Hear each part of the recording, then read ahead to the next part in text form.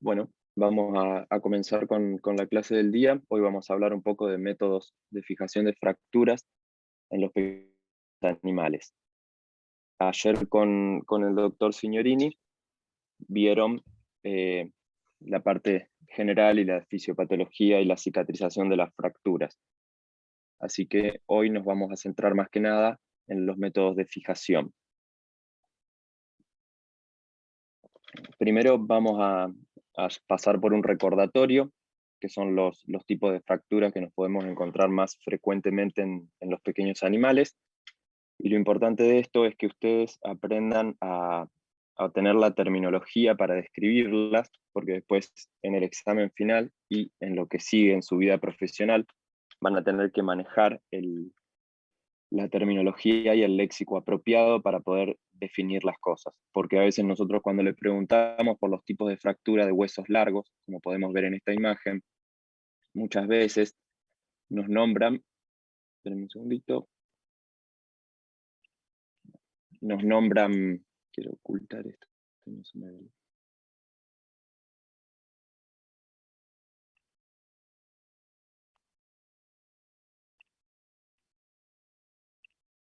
Ahora sí, nos nombran los tipos de fracturas que existen y no nos saben explicar más que eso. Es decir, hacen un listado y nos dicen, hay fracturas transversas, oblicuas, en espiral, conminuta y conminuta reducible y no reducible. Y no nos describen nada.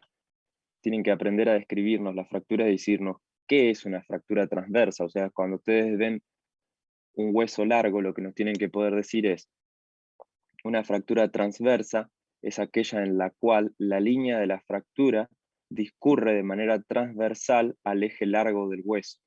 Esta, por ejemplo, es una manera de describirlo. Una fractura oblicua es aquella que discurre de manera oblicua a lo largo del el eje longitudinal del hueso. A la su vez, las oblicuas las podemos clasificar en oblicuas cortas y oblicuas largas. Oblicuas cortas son las que tienen menos de 45 grados respecto al eje largo del hueso, y las oblicuas largas, como estas, son las que tienen más de 45 grados. Las fracturas en espiral son aquellas en las cuales la línea de la fractura describe una forma espiroidea o de espiral a lo largo de la diáfisis del hueso.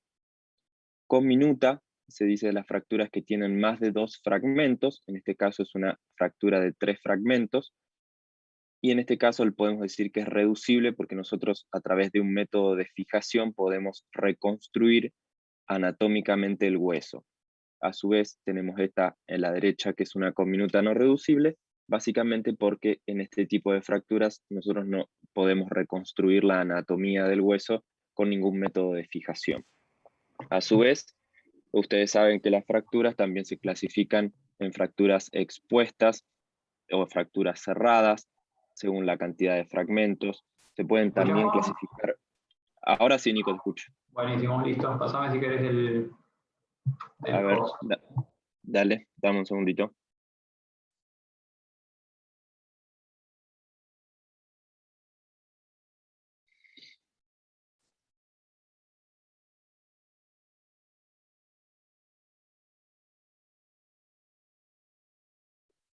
Listo, seguimos. Otro punto importante que tienen que conocer cuando vamos a hablar de los métodos de fijación son las fuerzas que actúan sobre el hueso. En esta imagen lo que tenemos son los tipos de fracturas que se producen o se pueden producir según los tipos de fuerza que pueden actuar sobre el hueso. En este caso, el ejemplo clásico, tenemos un fémur. Podemos observar las fuerzas de flexión, nos pueden producir este tipo de fractura, que se llama con un fragmento de mariposa, que en este tipo de fractura lo que sucede es que el hueso tiene una cara de flexión y una cara de tensión.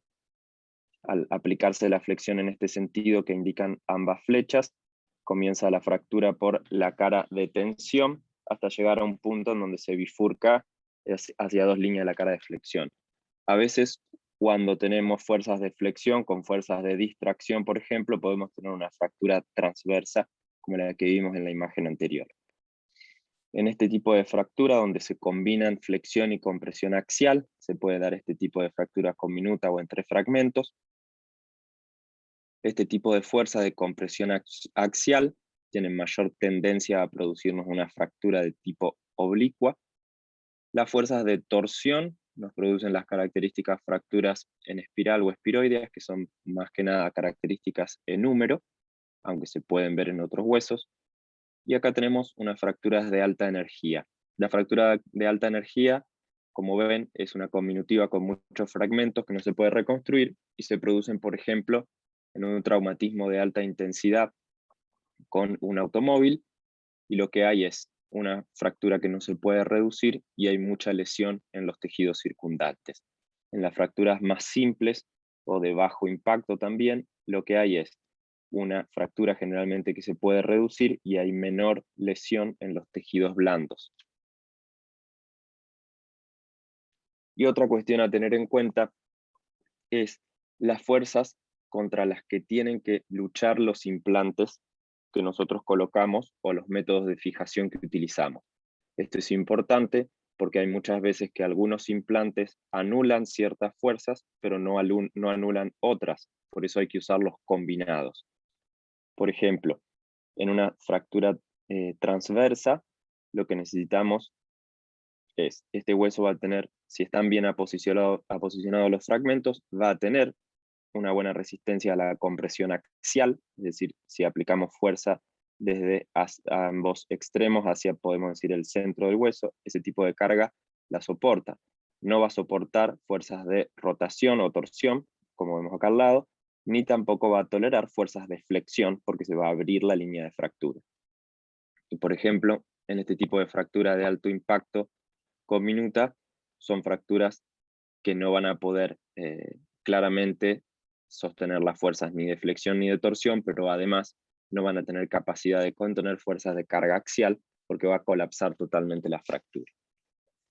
Todas estas cosas, cuando ustedes las lean en la bibliografía, van a ver que son innumerables los ejemplos donde se pueden aplicar, y los diagramas estos son solo algunos esquemas representativos para que comprendan el concepto y no intentan representar la totalidad de los casos. Y antes de pasar a los métodos de fijación en sí mismo, tenemos que considerar una cosa importante, que es la diferencia entre ver la fractura en una radiografía, por ejemplo, ver el hueso aislado con su fractura, y entender el paciente que está fracturado y su entorno, porque muchas veces esto es lo que nos marca los tipos de implantes que podemos usar.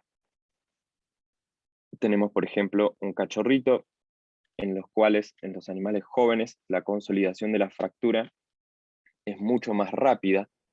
Por eso hay veces que estos pacientes admiten métodos de fijación de una estabilidad relativa.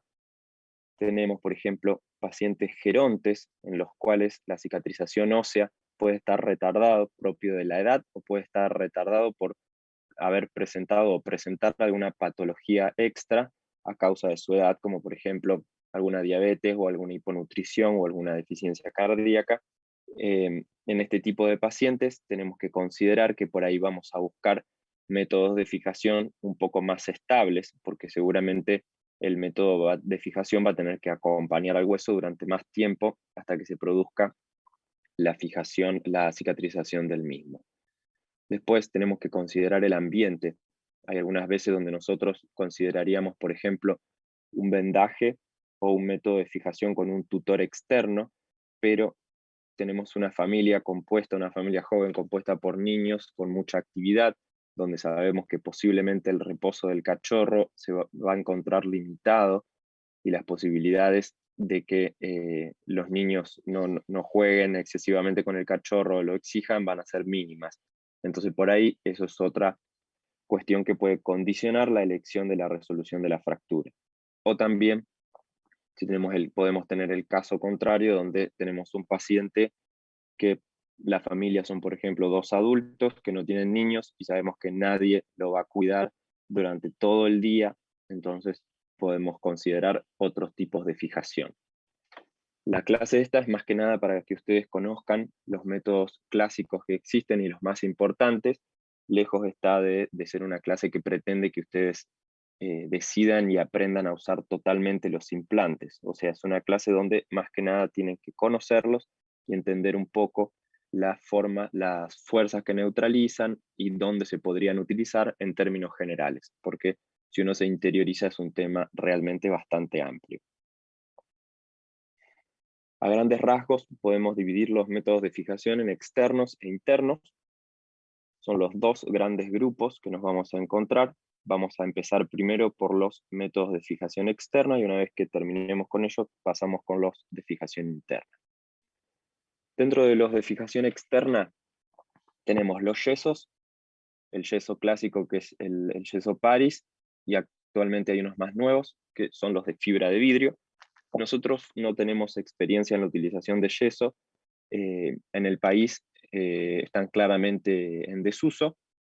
En algunos lugares uno puede encontrar por ahí, en ciertos lugares de Norteamérica o por ahí algunos lugares de Europa, se utilizan yesos de fibra de vidrio con un poquito más de regularidad que en nuestro país. Después tenemos otro tipo de fijadores externos como son las férulas. Se pueden utilizar férulas de Thomas o existen otros tipos de férulas moldeables que tampoco tengo experiencia en la utilización de las mismas, pero existen y las vamos a describir.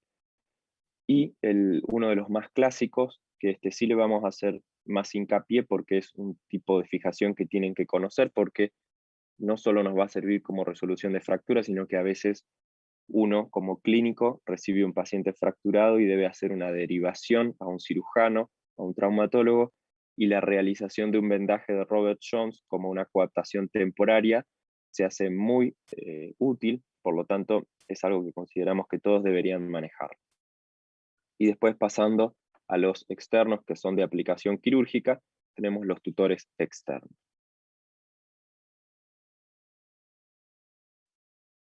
En términos generales podemos decir que la coaptación externa la vamos a utilizar en fracturas que se pueden reducir eficazmente. Es común por ahí, aunque que sea común no significa que sea lo ideal. En caniche estoy, cuando se fractura en el radio, cuando saltan de un sillón, que es muy común, se hacen una fractura transversa. Muchas veces la gente no tiene plata o no quiere gastar el dinero para realizar una cirugía y muchas veces a esos pacientes se le realizan vendajes de Robert Jones en los miembros anteriores. Otro tipo son las fracturas en tallo verde, que esas fracturas las vieron ayer, son fracturas que se dan en animales inmaduros, donde hay una fractura incompleta, se fractura una de las corticales, por lo tanto la estabilidad del hueso es muy buena y una coaptación externa nos va a ser de mucha utilidad porque no es un paciente que necesite una cirugía. Lo importante para saber también es dónde lo podemos utilizar. Generalmente, como les decía el ejemplo anterior, el radio o a veces en la tibia, son todos lugares distales al codo. Son huesos que son fáciles de fijar, la articulación superior y la inferior. Son huesos que no tienen una abundante cantidad de tejido blando alrededor y sobre todo músculos, como sí tienen el fémur o el húmero, que los hace muy difíciles de fijar y de colocar un vendaje. Otro punto importante son animales jóvenes, menor de 1 año sería lo ideal. Eso tiene un poco que ver con lo que les decía antes en la imagen del cachorrito, donde hay pacientes que la cicatrización ósea es muy acelerada por el metabolismo, entonces uno a veces tiene ciertos tipos de fractura combinados con un paciente joven que tiene una buena respuesta a la cicatrización de la fractura, uno llega a considerar una coaptación externa como un método de fijación. Y muchas veces, como le decía, puede ser una medida preventiva hasta la intervención quirúrgica. A veces nos llega un paciente fracturado con una fractura y nosotros hacemos el diagnóstico con una radiografía, pero no vamos a ser los cirujanos que lo vamos a intervenir. Es muy útil realizarle un vendaje porque eso va a prevenir, por ejemplo, que el movimiento excesivo de los cabos fracturarios continúe, que el desplazamiento se haga muy exagerado o incluso que los extremos de los cabos fracturarios lesionen los tejidos blandos. Y es muy importante cuidar los tejidos blandos porque podemos hablar de situaciones donde podemos lesionar arterias o venas muy importantes e incluso nervios, y podemos tener un paciente que ha perdido, en cierto modo puede llegar a perder movilidad de su miembro porque se lesiona un nervio con un movimiento excesivo, y el cabo fracturario es quien lo lesiona. Por eso es importante, muchas veces, por más que no vaya a ser el método definitivo, realizar un vendaje hasta la intervención. Acá vamos a nombrar algo muy general sobre ventajas y desventajas de estos vendajes. Eh, la, la ausencia de insulto quirúrgico cuando realizamos coaptación externa es algo que es verdad, porque no hay ninguna incisión, no incidimos ningún tejido, se respetan todos los tejidos blandos, se respeta toda la circulación del área de la fractura. Entonces eso es un aspecto positivo, porque son todas cosas que colaboran y van a acelerar la cicatrización ósea. En la bibliografía muchas veces lo nombran como más económico. Eso, la verdad, es relativo. A veces hay pacientes que se mojan, por ejemplo, un vendaje de Robert Jones, o se lo muerden, o se lo orinan, o se lo ensucian con materia fecal, y a los vendajes hay que hacerlos de vuelta. Y a veces hay pacientes que hay que realizarlo los vendajes 2 o 3 veces, y ya uno realmente tiene que poner en la balanza el resultado que iba a obtener con el vendaje, más el cambio de 3 veces, compararlo con una cirugía de una única intervención, y a veces lo económico es un término un poco relativo para utilizar. No requiere habilidades o preparación especializada. Como no hay que hacer abordajes, por ahí uno no tiene que tener un conocimiento súper detallado de las estructuras óseas y blandas que están involucradas en el área de la lesión, y al no requerir estas habilidades especiales, más que lo básico para hacer un vendaje de Robert Jones, por ejemplo, muchas veces es que cualquier clínico puede y debería realizarlo, por ejemplo, en un paciente con una fractura que va a derivar. Las ventajas es que realmente no necesitamos instrumental especial, como para el que sí necesitaríamos para realizar una cirugía, y los materiales son generalmente materiales de fácil acceso, y son materiales que normalmente tenemos o cualquiera puede tener en su clínica veterinaria. Las desventajas, un poco el uso limitado. Hay muchos tipos de fracturas que por ahí no van a funcionar con un vendaje, sea por el tipo de fractura per se, sea por el tipo de paciente, sea por el ambiente donde se va a desenvolver el paciente, pensando en esa familia con niños que no iba a ser el reposo, o pensando en esa casa vacía que no había ningún responsable que lo pueda cuidar y no podamos asegurarnos de qué iba a ser el paciente cuando esté solo. Eso también tiene que ver un poco con los cuidados domésticos. El caso de edema es un poco más representativo, digamos, en los yesos. La ventaja del vendaje de Robert Jones es que tiene cierta elasticidad y nos va a colaborar con evitar el edema excesivo. Incluso si hay un poco de edema, cuando se reabsorbe, el vendaje va a mantener la coaptación. Lo que sí hay que controlar siempre en vendaje de Robert Jones es la punta de los deditos, dejarla expuesta para recomendarle al dueño, explicarle cómo controlar esos dedos y cuáles son los signos de alarma para llevarlo a la consulta, por ahí aflojar el vendaje o a realizarlo nuevamente. Y otra desventaja es que se pueden producir lesiones en piel, por ejemplo, si el vendaje se humedece, y esto pasa inadvertido para el propietario, sea con agua o, por ejemplo, con orina o con diarrea. Y otra desventaja respecto a las lesiones de piel es que muchas veces, cuando tenemos una lesión de piel presente, no podemos colocar o no deberíamos colocar el vendaje por encima cuando son heridas un tanto complejas. Muchas veces nosotros, de manera postquirúrgica, en una resolución de fractura, colocamos un vendaje a pesar de estar la incisión, pero es una incisión limpia que está suturada y no me presenta mayores problemas, porque además incluso el vendaje es un vendaje que va a quedar poco tiempo. Acá tienen unas imágenes para que se familiaricen. La venda de yeso tipo Paris es la más clásica. Yo de joven nunca, ni joven ni ahora, creo que sigo siendo joven, nunca me fracturé, así que nunca me hicieron un yeso, pero cualquiera que se haya fracturado y le hayan hecho un yeso seguramente conozca estas vendas. Son unas vendas que vienen impregnadas con yeso, que se humedecen y se van moldeando a la extremidad. Se coloca una capa muchas veces de venda y algodón para aislar del miembro y la piel del paciente. Y hoy en día tenemos también estas vendas de fibra de vidrio, que por lo menos lo que yo he notado es que lo he visto con más asiduidad al uso en Norteamérica, en algunos países de Europa, que funciona de la misma manera. Esta venda se humedece y una vez que se seca adquiere rigidez. Entonces, durante el momento que está húmedo, uno lo moldea y lo adapta al miembro. Acá tenemos, para que vean, un ejemplo de cómo aplican estos yesos de fibra de vidrio. Lo que esta ayudante está sosteniendo es un estoquinete, es como una media que cubre todo el miembro del paciente.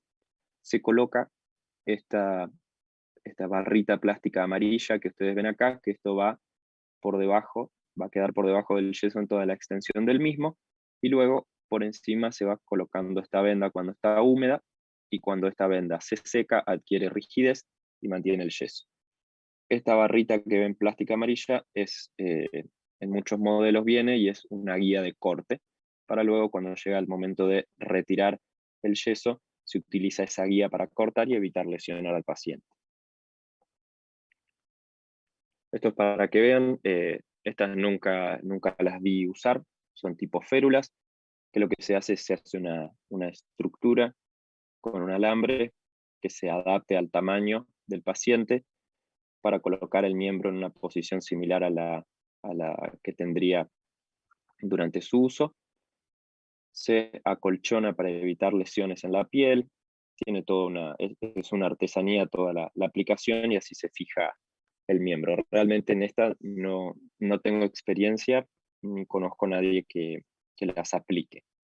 Así que no sabría si hoy en día en algún lado están en uso, pero en el ambiente que uno se mueve realmente no se ven que estén en uso ni las he visto nunca realizadas. Estos son otros tipos de férulas moldeables. Es un material con una especie de goma espuma para acolchonar y por dentro tiene una plancha de un material tipo aluminio. Lo que hace es se coloca en el miembro del paciente, se moldea a modo de férula y luego se coloca un vendaje por encima. Este tipo de férulas tampoco las he utilizado, pero bueno, están en el mercado, así que son métodos que tienen que conocer que existen.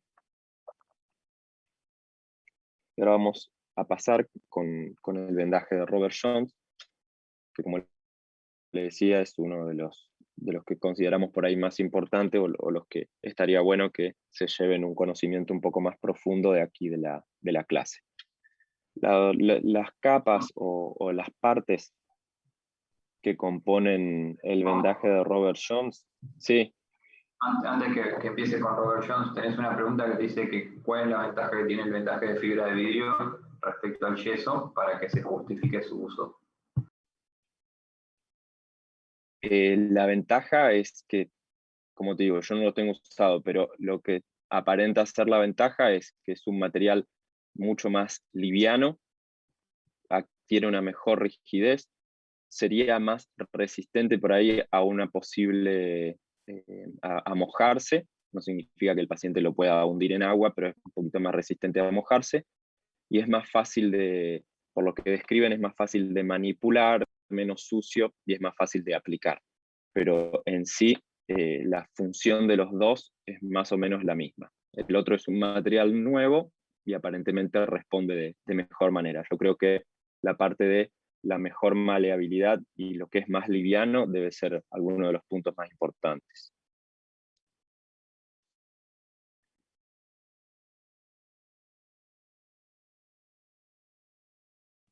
No sé si había una más, Nico.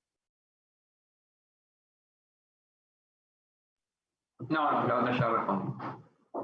Bien. Bueno, como les decía, las capas o las partes que componen el vendaje de Robert Jones son el tirapiés, el algodón, que lo pueden colocar como algodón, o vienen unas vendas, acá está mal, perdón, es venda o bata, que es un algodón que viene prensado como en como si fuese una venda enrollada, entonces es más fácil de aplicar en el miembro e ir desenrollándolo. Una venda cambric, que cuando la ven ustedes, lo primero que van a ver es que tiene apariencia de gasa, es una venda tipo gasa, y la venda Cobham, que hoy en día se usa mucho, que es una venda elástica autoadhesiva. ¿Por qué colocamos un tirapié? Ustedes saben que los miembros de los pequeños animales tienen una forma, podemos decirle, cónica, con su base en la parte superior o proximal del miembro y su vértice o punta en la base distal en la parte distal del miembro. Es decir, el paciente tiene como un cono invertido. Por ende, cuando colocamos un vendaje, la tendencia es que se afloje y se desplace, digamos, se salga hacia abajo. Entonces el tirapié, ahora van a ver cómo se coloca, lo que hace es contrarrestar un poco el aflojamiento y el desplazamiento en ese sentido del vendaje. Luego ponemos el algodón para acolchonar la zona, y la venda Cobham, que tiene una característica elástica, también nos permite cuando por ahí el miembro un poquito se desinflama del edema, no se afloje totalmente el vendaje, como si podría pasar, por ejemplo, en un yeso. Si uno lo aplica sobre un miembro edematizado, cuando el edema se reduce, el yeso, al ser totalmente rígido, va a quedar flojo. Acá tenemos una imagen, ven, el paciente este era posquirúrgico, una fractura de metacarpianos, y vean, tiene el miembro depilado, más allá de que nosotros lo tengamos que depilar para las cirugías, siempre lo más indicado sería depilar un poco el miembro, sobre todo para conseguir buena adherencia de los tirapiés.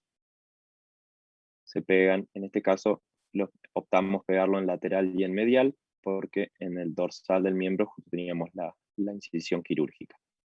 Se coloca el tirapié, se adhiere y se deja un sobrante. La distancia muchas veces puede variar, pero muchas veces dicen que tiene que ser el doble de la zona que vamos a vendar, pero con que más o menos sea, sí, me quedó el corregir marca de agua. Bueno, ya después lo voy a cambiar antes de subir la clase, perdón. Por lo menos tiene que tener la longitud de la zona que vamos a vendar, porque después van a ver que una vez que colocamos el vendaje, lo vamos a tener que girar y adherir hacia arriba. Por eso es importante que dejen un sobrante suficiente. Luego pasamos a la colocación de la venda o bata, que esto, fíjense, es una venda de algodón que viene prensada y enrollada, lo que facilita su aplicación. Lo hacemos siempre desde distal a proximal, fijando una articulación por arriba y por debajo de la zona que queremos vendar. En este caso, el vendaje que hicimos fue un vendaje postquirúrgico, donde en realidad lo que queríamos era evitar el excesivo edema y el uso muy prematuro del miembro. Por eso este tipo de vendaje en nuestro caso se retira antes, queda menos días, pero en el caso de una fractura tiene que quedar hasta que consolide la misma o haya evidencia radiológica de la consolidación. Cuando van colocando la venda o bata, tienen que superponer aproximadamente el 50% de la venda en cada vuelta, como les dije, desde distal a proximal. Sobre cuánta fuerza o cuánta compresión o presión aplicar en el vendaje es algo que realmente lo van a ir adquiriendo con la práctica. No es algo que se pueda transmitir vía verbal, pero hay que ser conscientes que no hay que generar una compresión excesiva, porque podemos generar incluso un daño grave si afectamos la circulación del miembro. Luego de la aplicación de la venda o bata, colocamos la venda cambric, que como ven es una venda tipo gasa, y la aplicamos de la misma manera, de distal a proximal, superponiendo, tratando de superponer aproximadamente el 50% del ancho de la venda en cada vuelta. Ahí está en colocación, acá a la derecha tenemos la colocación finalizada. Y en este momento, fíjense cómo, aprovechando la mejor adherencia de la venda cambric, los tirapiés se giran para que el adhesivo nos quede disponible para adherirlos sobre la venda cambric. Este movimiento se adhieren y acá ven cómo han quedado los tirapiés adheridos. De esta manera, si ustedes se acuerdan, venía adherido en el miembro, en esta zona, va a dar la vuelta al final del vendaje y se va a volver a adherir por fuera en esta parte. Eso, si ustedes lo piensan con el paciente en estación, se van a dar cuenta que lo que hace es contener perdón, el vendaje para que este no descienda por la anatomía, por la forma cónica que decimos que tiene el miembro del paciente. Luego de eso, para protección del vendaje y darle un poco de impermeabilidad, colocamos esta venda autoadhesiva, que es una venda Cobham, que se coloca de la misma manera que veníamos diciendo, de distal a proximal y dando las vueltas, superponiendo aproximadamente el 50% del ancho. Lo que nosotros hacemos con estas vendas, comercialmente ya vienen colocadas en un rollo. Lo que nosotros hacemos es despegarla totalmente en una superficie grande, extendemos toda la venda y volvemos a armar el rollito. De esa manera uno puede, el rollito queda más flojo, digamos, y uno puede ir desenvolviéndolo sobre el miembro sin aplicar demasiada fuerza o tensión, y así por ahí uno evita comprimir en exceso el miembro. Es un tip que uno le puede dar, pero como les decía, realmente el nivel de fuerza que uno aplica cuando hace el vendaje es algo difícil de explicar. Acá vemos cómo vamos doblando el restante de la venda Cobham para que envuelva el extremo del vendaje y nos deje expuestos los dedos. Es muy importante que dejemos expuesto la punta de los dedos, justamente porque incluso hasta que encontremos el punto en el que debemos ajustar el vendaje y aprendamos la fuerza a aplicar, nos tenemos que valer de esta herramienta. Los primeros vendajes tenemos que hacerlo y enseguida decirle al propietario que observe los dedos. Y ante la menor signología de dematización o de congestión, nos tiene que avisar inmediatamente y le aflojamos el vendaje. Lo que vamos a ver es cómo los deditos, las uñitas sobre todo, se van como a separar. Los dedos se dematizan y se comienzan a separar y se ven todos los deditos separados y las uñitas apuntando para afuera. Eso es lo que nosotros le tenemos que explicar al propietario, que si llega a ver alguna de estas signología en los deditos, enseguida se venga y le aflojamos el vendaje. Si nosotros no tenemos ese cuidado y no aflojamos el vendaje y no lo controlamos, podemos tener un resultado catastrófico, con incluso hasta una necrosis importante del miembro. No sé si hay alguna pregunta, Nico, antes de pasar a tutores externos.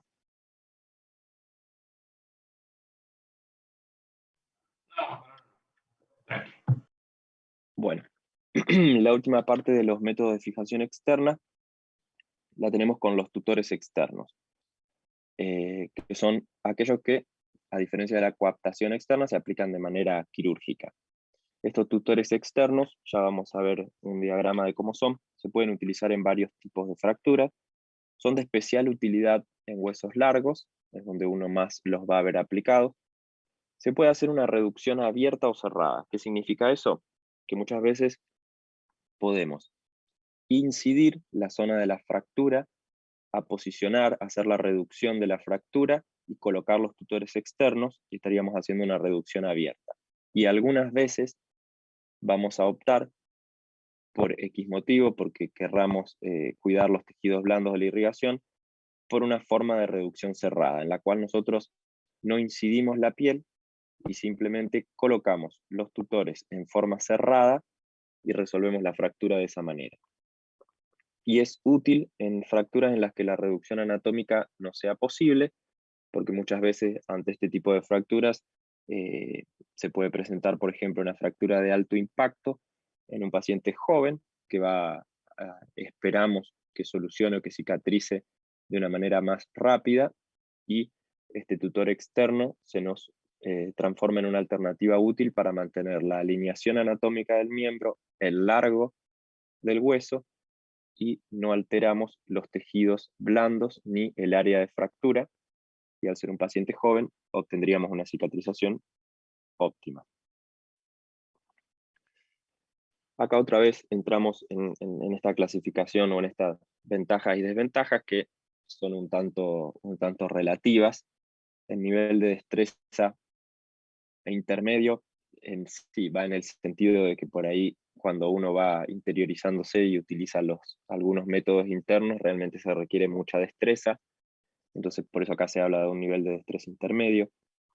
El instrumental es de mediana complejidad, en el sentido de que la mayoría se puede aplicar de los tutores externos con un taladro, con clavos y algún tipo de masilla, por ejemplo. Ya con eso se pueden colocar estos tutores externos, a diferencia de otros tipos de fijación interna que ya van a ver que requieren muchísimo más material e instrumental. Muchas veces sí y muchas veces no. Es más económico que la fijación interna, porque muchas veces, digamos, es más económico en cuanto al valor de los materiales, pero otra cosa van a ser los honorarios de ustedes, digamos. Los materiales en sí, al ser menos y ser de menor complejidad, son más baratos que los materiales que se utilizan en la fijación interna. El insulto quirúrgico es menor. Muchas veces uno puede hacer, como les decía, la reducción cerrada y no va a haber directamente un insulto quirúrgico en la zona de la fractura. Muchas veces uno puede hacer una reducción abierta con una manipulación mínima, y una vez que consigue la alineación coloca los implantes que solo van a afectar el hueso en los puntos de entrada de los clavos. Bueno, y versatilidad porque hay muchos tipos de fractura de huesos largos donde se pueden aplicar.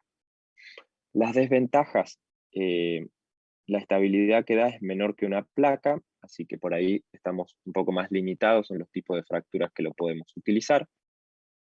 Requiere cuidado por parte del propietario, porque es un implante que una parte va a quedar por fuera del paciente, es un tutor externo, por ende hay que controlar que no se lo muerda, que no lo golpee, que no se lo enganche, así que necesitamos que los propietarios estén presentes y lo cuiden.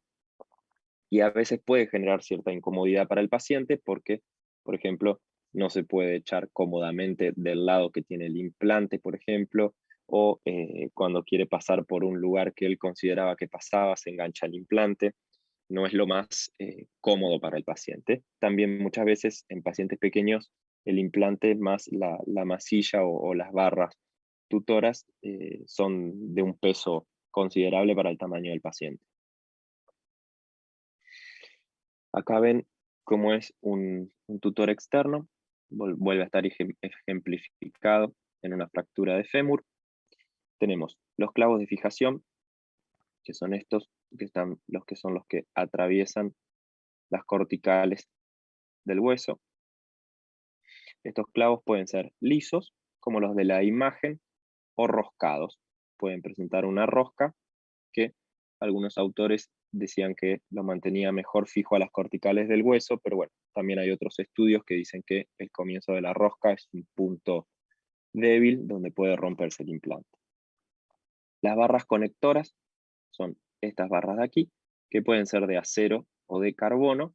La ventaja del carbono es la radiolucidez, por lo tanto cuando uno saca las radiografías postquirúrgicas no interfiere con la observación de la fractura. A veces una de acero puede salir y puede contaminar la imagen y puede taparnos parte de la fractura.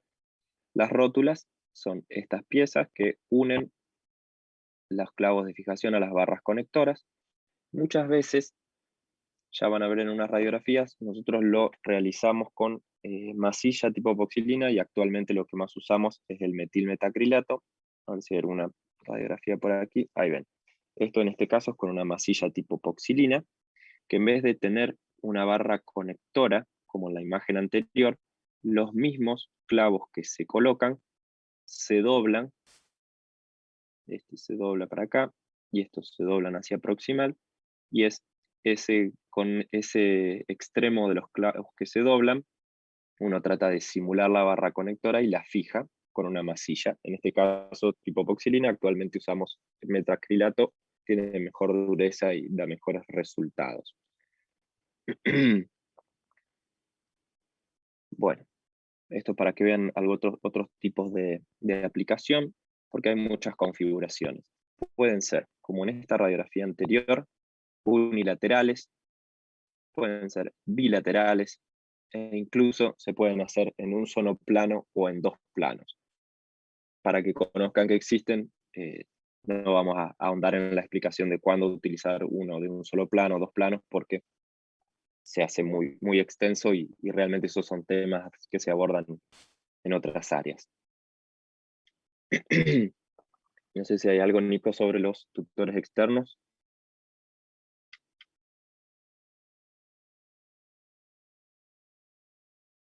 No, estamos bien.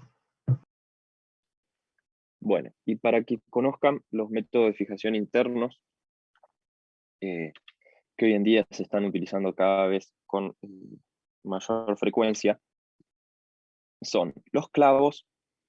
Tienen que saber que los clavos, o a veces los van a ver como agujas, que son los clavos de Steinmann o agujas de Kirchner, que en sí son el mismo tipo de insumo, digamos, de implante, pero varían en su calibre. Los de calibre mayor le dicen de Steinmann, cuando son menos de 1,08 son de Kirchner.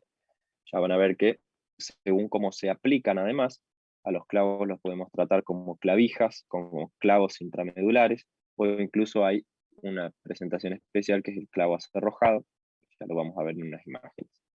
O sea que tengan presente que el clavo puede variar el nombre según el diámetro que tiene y puede variar, digamos, también su nombre según la aplicación. Esos clavos, a su vez, son los mismos que se utilizan, por ejemplo, en la imagen anterior para realizar los tutores externos. Son el mismo tipo de clavo que uno le da muchas aplicaciones. Tenemos los cerclajes que se realizan con alambre. Tenemos los tornillos que se pueden utilizar solos, como tornillos de compresión, por ejemplo, o de posición, o se pueden combinar con placas. Es decir, la placa se fija al hueso con tornillos. Y vamos a ver a modo de anecdótico que hay distintos tipos de placas para que los vayan conociendo. El clavo intramedular es una técnica muy difundida, se usa mucho, a veces se abusa del uso de manera correcta y a veces de manera incorrecta. Es de especial utilidad claramente para los huesos largos, como fémur, húmero, tibia, y exceptuamos el radio, porque en el radio estamos imposibilitados de colocarlo de alguna manera sin lesionar o sin involucrar la superficie articular, sea del codo o del carpo. Por lo tanto, está contraindicada la utilización del clavo intramedular en el radio. Muchas veces, para alinear alguna fractura de radio y cúbito, lo que hacemos es podemos colocar el clavo en el cúbito o en la ulna y así alinear. Pero recuerden que en el radio no hay forma de colocarlo sin afectar las superficies articulares. Se utilizan clavos de Steinmann o Kirchner según el tamaño del paciente. La realidad es que la mayoría de las veces se usan de Steinmann. El clavo se inserta en el canal medular y sobre todo se utiliza para la fijación de fracturas diafisales. Lo importante es que siempre debemos combinarlo con otro método de fijación. Recuerden lo que les hablaba al principio de conocer las fuerzas físicas que actúan sobre una fractura o las fuerzas físicas que debe contrarrestar un implante. Si nosotros colocamos un clavo intramedular como único método de fijación, probablemente estemos contrarrestando de cierto modo las fuerzas de flexión.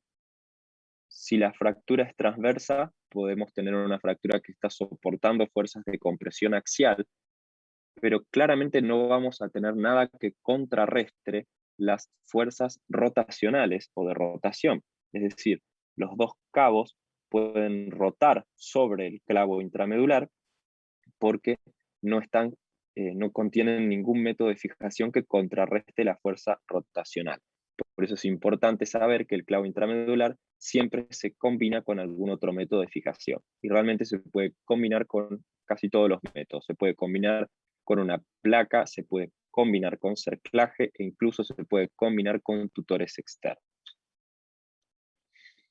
Las ventajas es que nos provee una buena alineación de los cabos fracturarios, es de relativa fácil colocación, hay que tener buen conocimiento de la anatomía porque cada hueso tiene un punto preciso por donde uno coloca el clavo. Ya vamos a ver que el clavo se puede colocar de manera normógrada o retrógrada. Es más económico que las placas. Sí, es como hablábamos hoy, el insumo en sí es más económico, pero recordemos que el clavo hay que combinarlo con otros métodos para resolver las fracturas. Así que siempre el factor económico es algo que hay que tomarlo entre pinzas. Se habla de un menor insulto quirúrgico. En sí, para colocar el clavo, si colocamos un clavo, por ejemplo, en forma normógrada en un fémur, realmente puede que no necesitemos manipular el área de la fractura y el insulto quirúrgico es menor, pero recuerden que lo vamos a tener que combinar con otro método de fijación, así que también es una ventaja algo relativa. ¿Y es más fácil de retirar? Sí, realmente es un método de fijación que es fácil de retirar cuando es el momento de retirarlo. Las desventajas, algo de lo que le decía, no contrarresta las fuerzas de rotación, no contrarresta fuerzas axiales, o sea, de compresión axial, puede haber un colapso de la fractura. Yo en el ejemplo les hablé de una fractura transversa, donde en ese caso, por la forma de la fractura, si hay una coincidencia de las superficies fracturarias, el hueso va a soportar una compresión axial. Ahora, si colocamos un clavo intramedular en una fractura oblicua larga, cuando tengamos compresión axial, lógicamente esos fragmentos se van a deslizar y van a tender a colapsar. Y como desventaja, bueno, no se puede utilizar, más que no se puede, más que debe combinarse, la desventaja sería que no se puede utilizar solo, porque de la combinación obtenemos buenos resultados. Ahí tienen una imagen en un fémur, el clavo intramedular, una fractura oblicua larga, y vemos que está combinado con 4 cerclajes, porque si no tuviésemos los cerclajes en este tipo de fractura, no hubiésemos anulado las fuerzas rotacionales ni las de compresión axial, que son las que, digamos, se imprimen desde la epífisis proximal y desde la epífisis distal del hueso. Imagínense que esto es una superficie donde los cabos se deslizarían y colapsarían. En cambio, al tener un cerclaje, se evita esto. Seguramente en esta resolución quirúrgica uno pudo haber colocado el clavo intramedular en un principio, haber alineado los cabos y luego finalizar la cirugía con los cerclajes. Fíjense, en esta se colocaron 2 cerclajes, están combinados a su vez con un clavo intramedular y con tutores externos. Acá vemos un poco lo que les comentaba de la aplicación normógrada o retrógrada. En el caso del fémur podemos utilizar la aplicación normógrada. Hay un punto en la craneal de la fosa trocantérica, o sea, no es importante que lo sepan ahora, pero sepan que no es que uno en cualquier lado del hueso pone el clavo y lo manda para adentro, para el canal medular. Hay puntos, regiones y puntos anatómicos específicos para colocar los clavos. En este caso se está colocando en este sentido, se llamaría normógrado, estamos ingresando de la epífisis proximal del hueso, alineamos y hacemos avanzar el clavo, lo tendríamos colocado involucrando los 2 cabos. Y en la forma retrógrada, lo que hacemos es avanzar el clavo por el canal medular desde la zona de la fractura, lo hacemos avanzar lo más que podemos, alineamos la fractura y luego colocamos el taladro del otro lado y lo hacemos avanzar hacia el otro cabo fracturario. Bueno, había otro tipo de clavo, podemos decirle una variación del clavo intramedular que viene un poco a solucionar las fuerzas que no puede contrarrestar el clavo intramedular común, que es el clavo acerrojado o interlocking, que se coloca un clavo intramedular que se coloca con esta guía para hacer las perforaciones, porque este clavo que nosotros colocamos tiene a su vez aberturas para colocar tornillos. Entonces, este sistema finaliza la aplicación, queda así, se contrarrestan las fuerzas de flexión y al estar fijo en estos dos extremos también se contrarrestan las fuerzas de rotación y de compresión axial. En forma de clavijas podemos usar los clavos, los colocamos por ejemplo en esta fractura de Salter-Harris tipo 2, colocamos las clavijas cruzadas y de esa manera se puede solucionar este tipo de fractura para que vean otro tipo de aplicación de los clavos. Son siempre los mismos clavos que se pueden aplicar de distintas formas. Otro método que tenemos son los cerclajes. El cerclaje se realiza con alambre quirúrgico y consiste en rodear el hueso total o parcialmente en el caso de un hemicerclaje. Los que mayoritariamente se usan son los cerclajes tradicionales. La configuración ideal es una fractura oblicua larga, como estuvimos viendo. En una fractura transversa no podemos colocar un cerclaje que sea funcional. Debemos utilizar siempre al menos 2 cerclajes. Un cerclaje solo no resulta suficiente. Y siempre hay que colocarlos bien ajustados. Contrario a lo que uno pensaría, que si lo ajusta mucho daña mucho la circulación perióstica, es al contrario. Uno lo debe ajustar bien para evitar el daño al periósteo.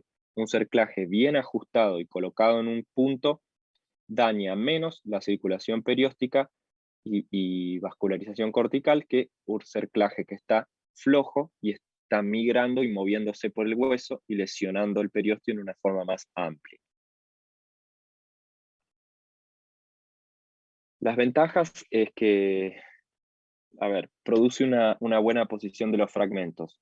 Es real, pero porque además el cerclaje lo tenemos que utilizar en fracturas que se puedan reconstruir anatómicamente. Es decir, que la columna del hueso se pueda reconstruir y quede bien formada, y nosotros cuando le apliquemos la compresión, cuando ajustamos el cerclaje, no colapsemos la estructura, la columna ósea. Contrarresta las fuerzas de flexión en las fracturas oblicuas, pero siempre hay que usar al menos 2. Es relativamente un material económico. El instrumental que se requiere para colocarlo es simple, y la complejidad para su aplicación hay que tener una destreza intermedia, dice la bibliografía. Como desventajas, lo mismo que el clavo intramedular, no se puede utilizar como único método. Puede haber un posible daño a la vascularización cortical, sobre todo si uno no lo aplica de manera correcta. Está limitado a cierto tipo de fracturas. Como veíamos, la ideal es una fractura oblicua larga que tenga solo 2 fragmentos, que se pueda reconstruir anatómicamente. Y hay posibles limitantes anatómicas, porque para colocar un cerclaje, lo ideal es que la columna ósea sea lo más cilíndrica posible. Esto se cumple, por ejemplo, muy bien en la diáfisis del fémur, pero es algo que no se cumple muy bien a lo largo de la diáfisis de la tibia, por ejemplo, que en parte, sobre todo en la parte más tercioproximal, tiene una disposición más triangular que cilíndrica, por ende, ajustar un cerclaje en ese lugar se torna un poco complejo.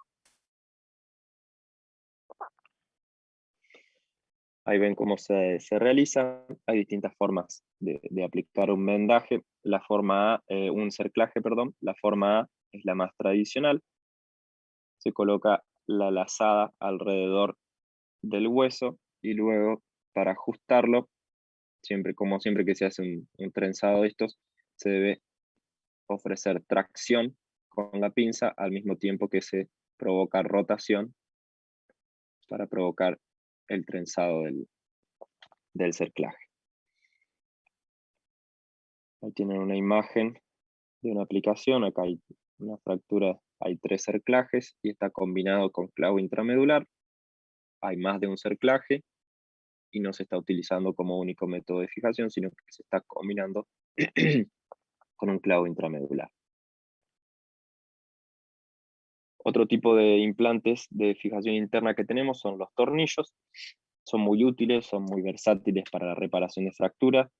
Lo podemos utilizar solos, como les comenté, en tornillos de compresión o tornillos de posición, o otro de los usos más comunes es asociados a placas para fijar la placa al hueso. Existen tornillos de cortical y de esponjosa, tienen una diferencia entre el tamaño del alma y el paso, para siendo menor en el de hueso cortical y mayor en el de esponjosa.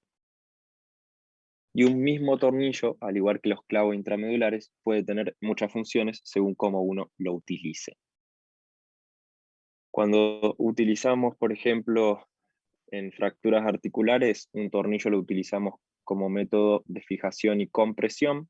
Nos provee una excelente compresión interfragmentaria, suele ser muy útil para resolver fracturas articulares, son muy versátiles y tienen un menor daño a la vascularización cortical que los cerclajes.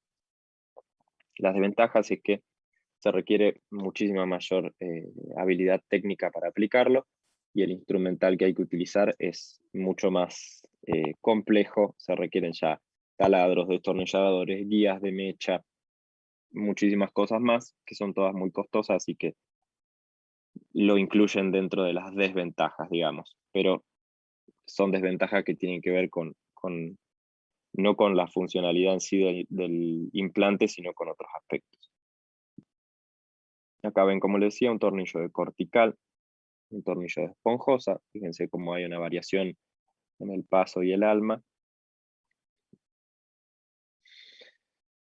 Acá vemos un tornillo colocado como de compresión, donde el agujero en este fragmento óseo es mayor al calibre del tornillo para que actúe como un orificio pasante, y en el otro fragmento sí funciona la rosca, entonces cuando la ajustamos comprime el fragmento. También se pueden utilizar como tornillos de posición, donde vemos en esta fractura hay un fragmento colapsado, y los otros lo podemos colocar en su posición anatómica normal y colocar un tornillo para que actúe como tornillo de posición. Este tipo de fractura del cóndilo lateral, el Salter-Harris tipo 4, es muy común en caninos, muy frecuente. Acá vemos cómo se utiliza este tornillo como un tornillo de compresión, porque en esta región tenemos la superficie articular, y en las fracturas articulares siempre hay que actuar con mucha celeridad, y la resolución tiene que ser lo más precisa posible para evitar que la artrosis sea muy exagerada o muy temprana. La artrosis ya va a suceder, pero con una buena fijación podemos reducir un poquito el impacto. Aquí vemos cómo se coloca el tornillo en forma de compresión, se reduce la línea de fractura aquí y se mejora la continuidad de la superficie articular. Y por último tenemos las placas. Las placas se fabrican en diversos materiales, en acero, en 316L o en titanio. Estas se fijan a los huesos a través de tornillos, los mismos tornillos que veíamos anteriormente, los de cortical. Dan una gran estabilidad y una gran rigidez. Son implantes que contrarrestan prácticamente casi todas las fuerzas físicas que actúan sobre el hueso. Se pueden utilizar solas como único método de resolución, o algunas veces se pueden combinar con otros métodos de fijación. Y hoy en día existe una gran variedad. Esta es una clásica placa para resolución de fractura, por ejemplo, en huesos largos, pero vienen una cantidad de placas para diversos tipos de fractura, desde fracturas, no sé, maxilofaciales, hasta las osteotomías que uno puede realizar en la tibia para solucionar un ligamento cruzado. O sea, se han desarrollado muchísimo, hay una gran variedad. Las ventajas es que al proveer una fijación rígida nos permiten un rápido retorno a la función del paciente. Muchas veces conseguimos que el paciente apoye el miembro de manera rápida luego de la cirugía, que eso siempre es positivo. O sea, un uso controlado del miembro favorece la cicatrización del hueso. Presentan gran variedad de opciones, dan menores molestias para el paciente. O sea, si uno hace un buen manejo del dolor, el paciente no tiene nada por fuera, tiene una placa interna la cual no la va a ver, no le va a molestar, no se la va a enganchar, no se la va a querer morder, no se la va a poder ensuciar ni nada. Nos da una posibilidad de reconstruir anatómicamente las fracturas, contrarresta todas las fuerzas que actúan, las de rotación, de flexión, de compresión axial. Obviamente tiene un límite de resistencia, pero en términos generales, un implante bien seleccionado para determinado paciente de determinado peso resiste esas fuerzas. Y normalmente, cuando son pacientes de mediana edad o adultos, no es necesario removerla. A veces uno tiende a removerla cuando los pacientes son muy cachorros, porque tiene que llevar toda la vida con el implante y bueno, se están empezando a ver estudios de que podría llegar a tener alguna implicación negativa, entonces en pacientes muy jóvenes nosotros los retiramos, una vez que está solucionada la fractura, obviamente. Como una desventaja, son materiales más costosos y se requiere un instrumental más completo y de mayor complejidad. Hay que tener gran entrenamiento, mucha destreza técnica. Se cita que hay un gran insulto quirúrgico, porque sí, uno tiene que abordar la fractura, pero bueno, también hoy en día se desarrollan nuevas técnicas de mínima invasión, donde uno puede colocar la placa sin alterar la zona de la fractura. Hay incluso nuevas placas, porque fíjense que habla de un gran contacto de la placa con el hueso, que podría dar un compromiso vascular a las corticales y al periósteo, pero hoy en día hay desarrolladas nuevas placas que se llaman de bajo contacto, que contrarrestan esto. O sea que es un método de fijación tan dinámico y está en pleno desarrollo que muchas de estas desventajas a veces se van contrarrestando con nuevas tecnologías. A modo de ejemplo, para que vean una aplicación, tenemos un paciente con una fractura transversa de radio, con minutiva, tiene un fragmento. Tenemos ambas incidencias de las placas, siempre hay que sacar dos incidencias. Acá tenemos una medio lateral y una anteroposterior o cráneo caudal. Y aquí pueden ver de manera intraquirúrgica cómo se va midiendo, se va moldeando un poco la placa a la fractura. Se va buscando alinear la fractura, decidir los orificios que uno va a realizar. Después, en este tipo de placa, se coloca una guía de mecha y luego se perfora el orificio con esta guía de mecha para que el orificio tenga un trayecto apropiado. Una vez que está hecho el orificio, se coloca el tornillo y esto se va repitiendo hasta colocar la cantidad de tornillos que uno planeaba, la cantidad de tornillos que uno considera necesario para contrarrestar la fractura. Y ahí tenemos a nivel radiológico la resolución de la fractura con un método de fijación de placa y tornillos. Bueno, ahí tienen la bibliografía. Lo básico está casi todo explicado en las partes generales de ortopedia del Fossum. Pueden ver en ese libro Pierre Mattei, también habla de resolución de fracturas y ortopedia y traumatología. Y complementario está ese libro porque tomé unas imágenes de ese libro. No sé, Nico, si hay alguna pregunta. Fui un poquito rápido porque hoy tuvimos unos problemas de conexión y no te quiero robar más tiempo. No, por ahora no hay ninguna pregunta, así que ya empezamos